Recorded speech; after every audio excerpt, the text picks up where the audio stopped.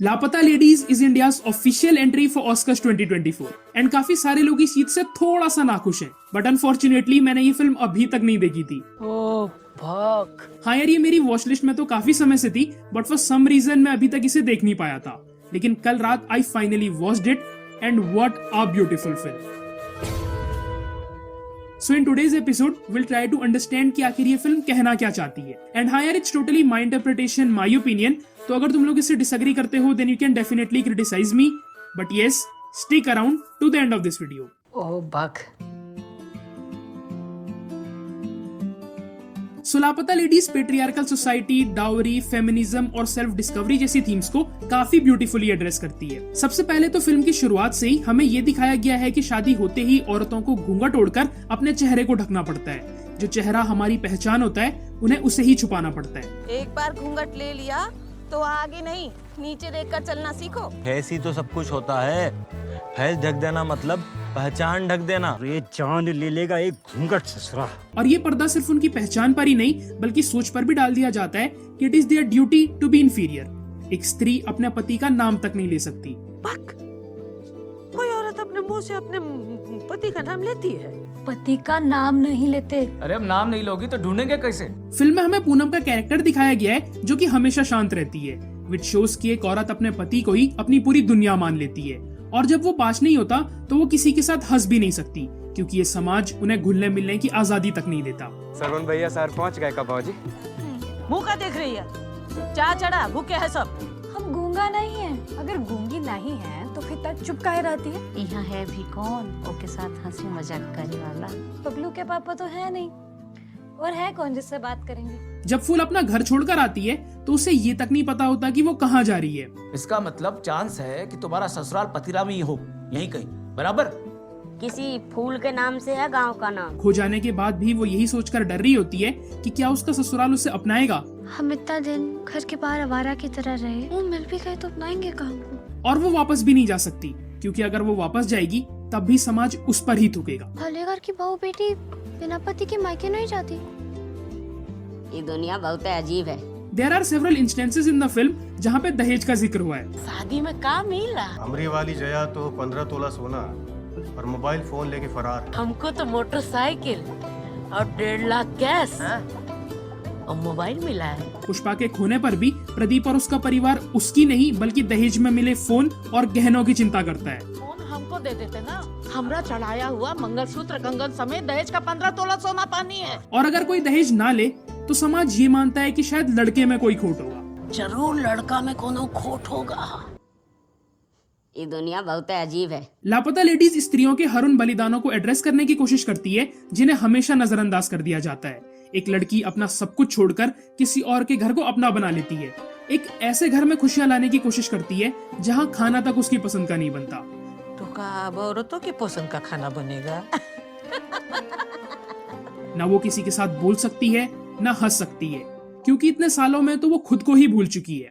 दिक्कत तो ये है कि हमको अब वो भी याद नहीं कि हमको क्या पसंद है। इवन जब पुष्पा खुद के लिए भी कुछ करने जा रही होती है तो दीपू को परेशानी में देखकर वो उसके लिए कुछ करने का सोचती है, और इन एफर्ट्स को तो हम कंसीडर भी नहीं करते।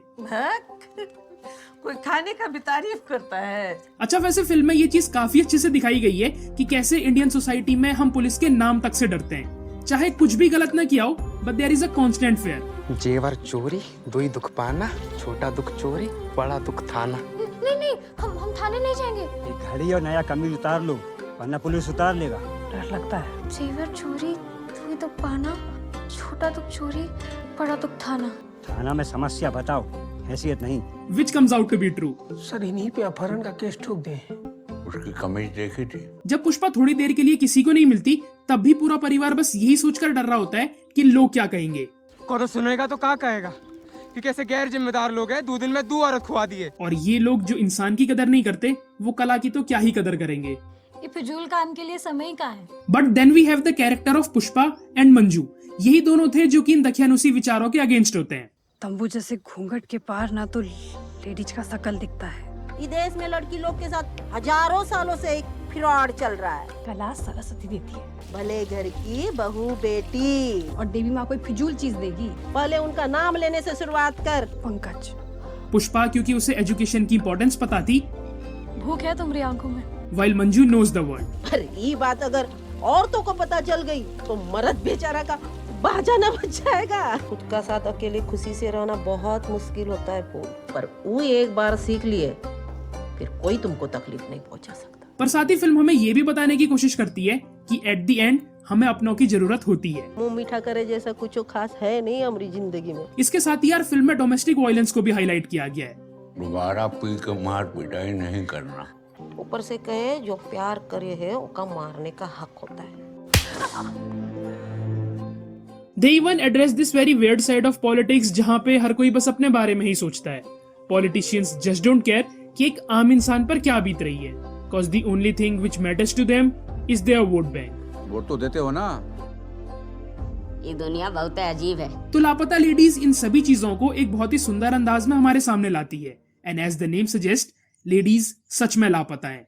इस अनफेयर वर्ल्ड में उन्होंने खुद को ही कहीं खो दिया है। घर की औरतें सास, ननद, जेठानी, देवरानी सब बन जाती है।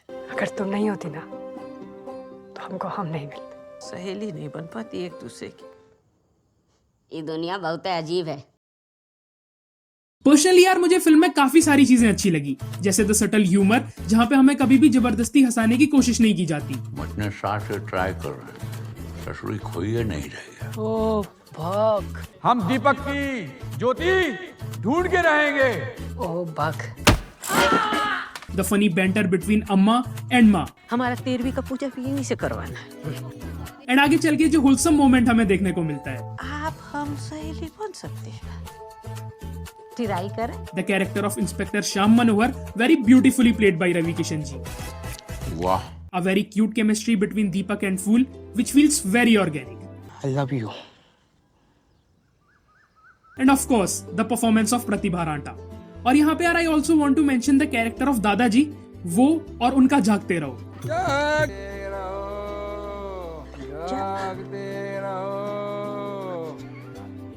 Which was an alarm for the society to wake up. Oh, fuck. So I really liked Lapata Ladies, and as it is now selected as the official entry from India for the Oscars, so I wish them all the very best, and I hope कि हम लोग जीते। सपना देखने का माफी नहीं मांगते। Anyways यार तुम लोग बताओ which is that one scene or character you truly loved in the film. बाकी don't forget to subscribe, cause great content is on the way. So yes, that's it, and now that's Cinema Buff signing off.